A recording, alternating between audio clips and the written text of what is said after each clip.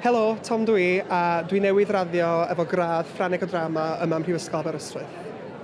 Pen o'n i'n disgwyl am canlyniadau lefel A, o'n i'n poeni'n arw, achos o'n i'n meddwl bod fi wedi gwneud digon da i gyrraedd i'r brifysgol, ond o'n i'n hollol siomedig bod be ges i, fod yn onest, ond o'n i'n berffaith hapus bod Aberystwyth yma, a ges i'r cynnig o'n i'n bwriadu cael, a pan nes i agor y tystysgrif, a nes i agor i'w cas i weld bod fi'n dod i fan hyn, o'n i dros ben llestri'n hapus.